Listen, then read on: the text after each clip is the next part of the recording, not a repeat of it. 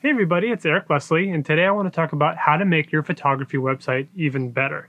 I've been browsing around the internet lately and looking at a lot of photography websites, and frankly, most of them are just terrible. Or not most, but many of them are terrible. Some of them are still using Flash, believe it or not. Some just have terrible navigation, or the design's kind of average, or their photos are kind of eh. And so what I want to do is I'm going to search on the internet. I'm going to find a website totally at random. I'm going to load it up and we're going to go through it and sort of pick it apart, look for things that are good, look for things that are bad, that can get better, and hopefully you guys can apply some of those things to your own personal website. Now, if it's your website I happen to find, please don't take it personally. I just want to help you and everybody out. So let's go find a website and see what we find. So let's go find a photographer based, I don't know, just pick a random city. I'm based in Red Bluff, California, which is near Redding. I'm just going to sort of randomly pick a city based on whatever comes to mind. And so the goal is I'm going to pick a city, and then I'm going to say search for that city's name and photographer, and then I'm going to pick the first photographer that shows up in the organic results. I'm not going to choose from Google Maps listings or any ads. I'm just going to pick the top organic results. So let's go with Reno, Nevada. It's a pretty big city. It's nearby to me. Maybe I'll pick a smaller city next time. I don't know. Guys, let me know what you think. If a big city or a small city might be more interesting, but I'm just going to pick the first result that comes from Reno photographer. And you see there's several results here in the Google Maps listing. I don't want those. I don't want Wedding Wire or Yelp. Let's see here. We got Jeremy Liu Photography, award-winning professional wedding photographer. So let's see what this is. Okay, we're loading it up here. We got some loading screens for images that are popping up in some kind of a grid on his homepage. So my initial reaction right off the bat is it loaded kind of slow. I don't have a terribly fast internet, but the pages or the images appear to be not optimized for web, so it's not loading very quickly. So he's got kind of a cool little logo here on the left. Is kind of hard right on the edge here on the left side, not much margin there. I don't know if that's on purpose, because it seems like it should have a similar margin to what's over here on the menu. And I kind of like the really clean layout of the website, really pretty. He's got beautiful work. Let's kind of look at what he's presenting us with here. So we've got a wedding image. We've got, I don't know, some kind of like lifestyle, I don't know, shot. Same with this gentleman. A lot of lifestyle looking, like with these ladies at the pool table. We've got, the wedding shot, wedding, and then I'm not sure if that's a woman with body paint on. So it's kind of an interesting mix. While his work is fantastic, it feels a little scatterbrained. It seems a little weird to have like a sexy body painted portrait of a woman next to kind of a really pretty sunset wedding photo. But let's move on. You scroll down, it says you made it, and there's a bunch of text here. I'm assuming it talks about him. Thank you for taking the time to visit my website. I'll get to talking more about me as you discover me more on my website, but for now, let's just tell you what I do. I don't know, these kind of bios on a website are kind of hit or miss for me. Sometimes, I don't know, maybe I want to learn more about them and I'll go to the About Me page where I think I can read more, but on the homepage, I think this might be a little wordy. I'm guessing most people don't actually read through this because he's got a really great menu over here. It tells me exactly what he does. He does weddings, portrait, commercial work. And so, and like here, it looks like he's showing some commercial, maybe boudoir photos. Got some parallax. That's kind of a cool shot. And then here's a nice picture of the photographer, Jeremy, and even more text. And then we scroll down here in this little section, it talks about being the best photographer, so some awards he's gotten. I think that's great to sort of showcase any awards you've got. It gives you some credibility. But he might want to split those out into its own little section, kind of like this About Me section. I just noticed that his logo kind of goes on top of whatever is showing here. So like here, when we're looking at this picture, his logo and his menu basically disappears.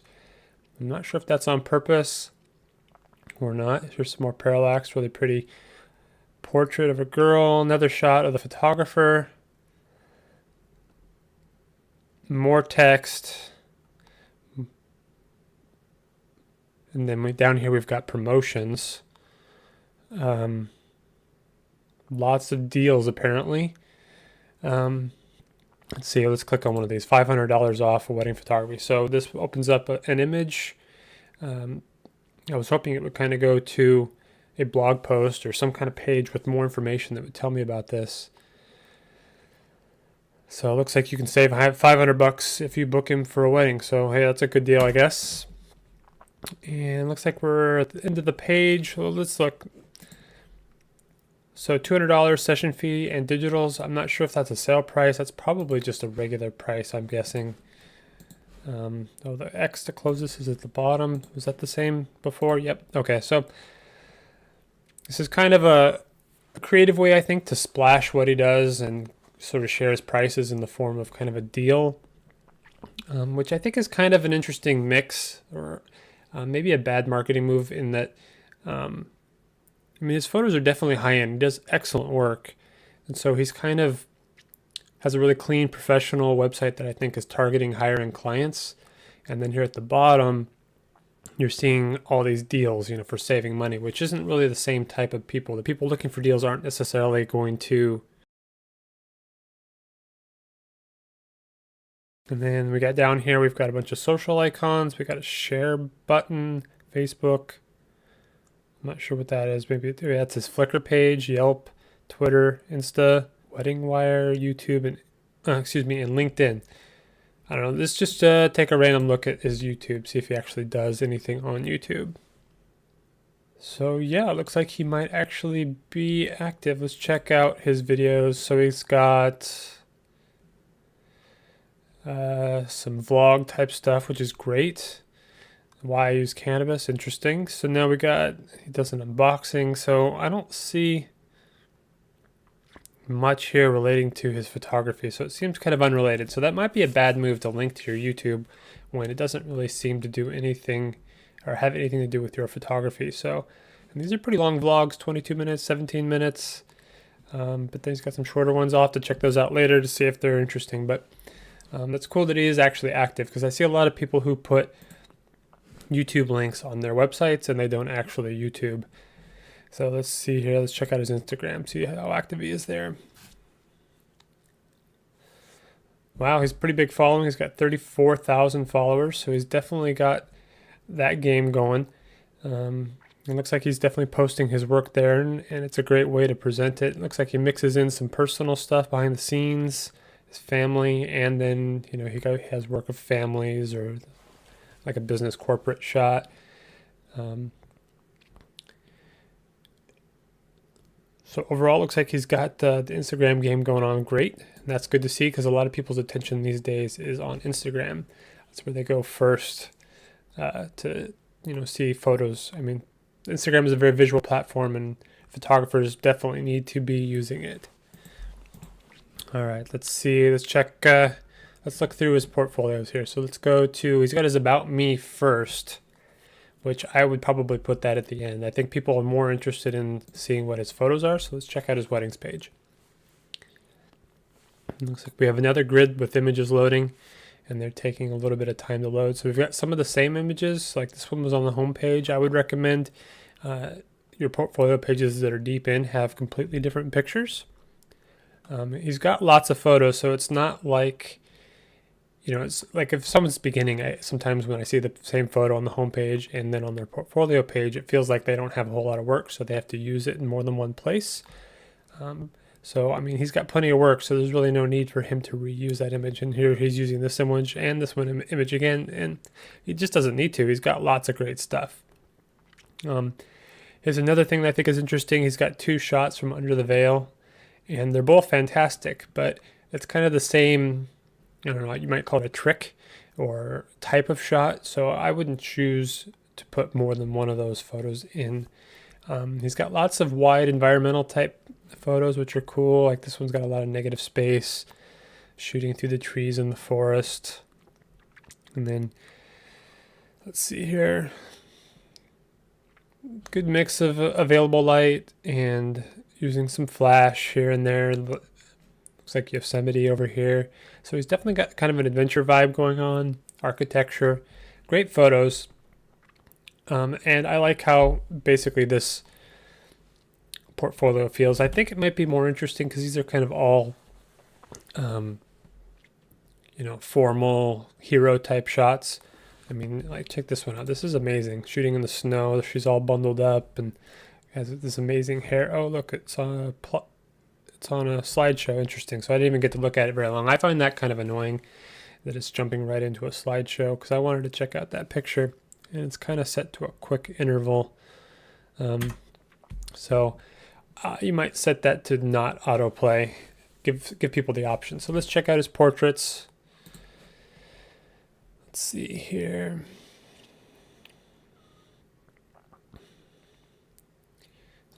So far, it's all women. Oh, there's a man. So he definitely seems to cater to female clients, which is fine. It's got an interesting mix of kind of like sexy boudoir and lifestyle, fashion, kind of a corporate headshot here. Excuse me. Cool perspective, shooting down while she's laying on the floor. It's all very tasteful, which I appreciate. Sometimes I hate it when photographers do boudoir and family photos, and so you'll see pictures of kids sitting right next to like a sexy photo of a woman, and that's kind of not cool. But this is all pretty good. Well, it's all fantastic work, and I think this portfolio is fantastic, and I'm sure this gets him a lot of business. So let's check out the commercial page.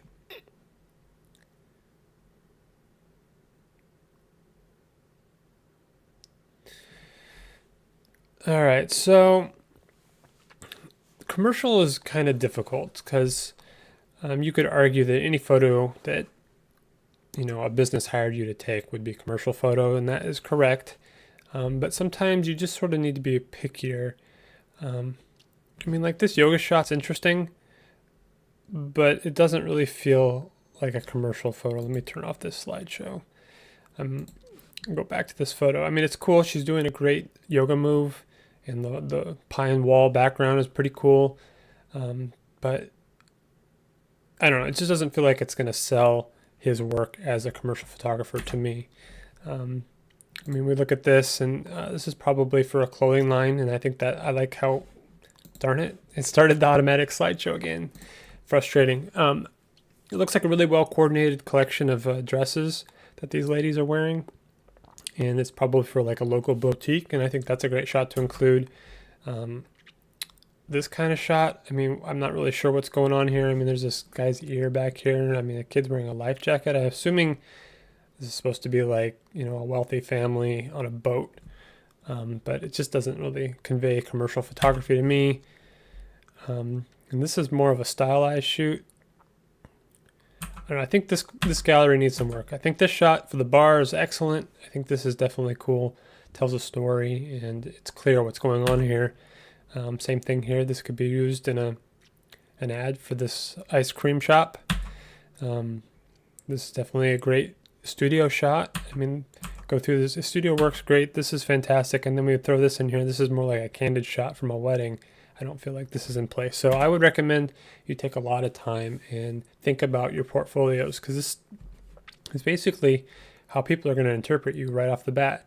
He's got a lot of really good work. There's really no reason to have average work mixed in. So keep your work, your A+ work in there, and don't, clutter it with other work just because you feel like you need the variety. Let's go check out client galleries. I'm assuming this is a different domain name. Yep, it's the Zenfolio website. And looks like you have to log in to find the galleries, which I guess makes sense. So he would have given his clients a custom username and email, I think, and then they could log in and see their gallery to do their purchasing of the prints. So that's fine. Let's go back. And then last but not least, we have get in touch. And so this is like a generic contact form, which is great.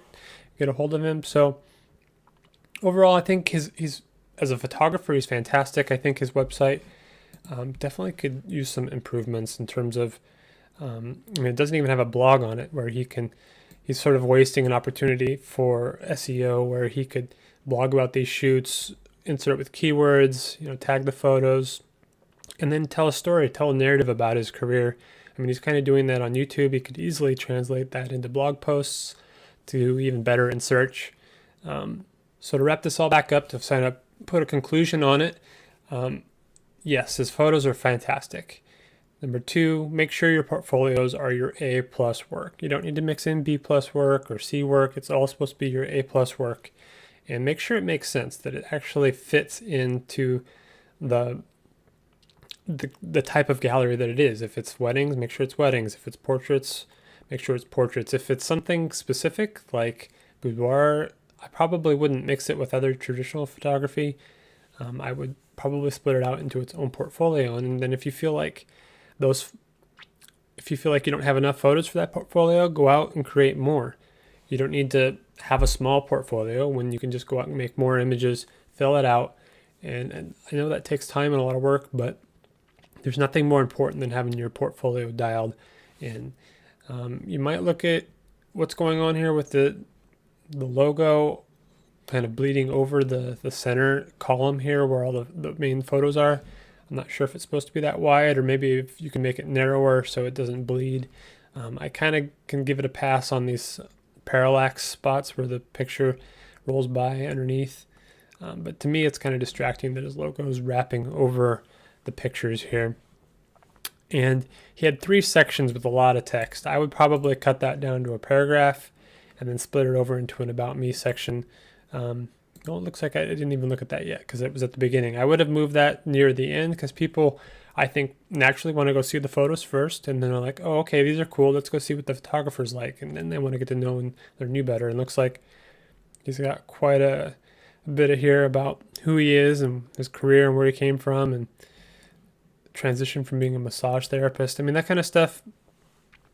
I mean, if that's your story, you want to tell it by all means, but I think you don't really need to go there in this much detail. I think for the most part, your photos speak for yourself. People want to know what kind of a guy you are. And I think since you're on YouTube and you're an active vlogger, I think that would be cool to put like your most popular vlog on here, or make some kind of video that introduces you, because people aren't going to read this. I don't want to read it. This would literally take me 5 minutes. And then you threw in your awards here at the bottom, like as if they were, not as important. There was another page here. We got Watch Me. Okay, interesting. So let's see what we've got here. We've got some videos. So I'm not sure, what we got going on here. Does he do wedding videos? Let's just watch one here.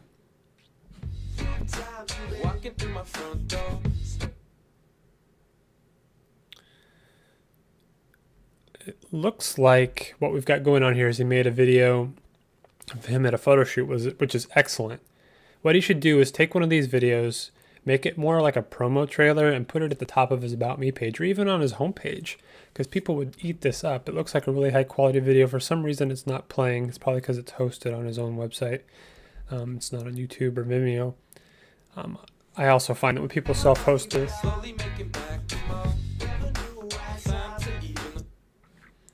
I find that when people host their own videos, sometimes their web servers can't keep up and you get a lot of buffering issues. Like this time, it did not play smoothly, but he's got lots of stuff here.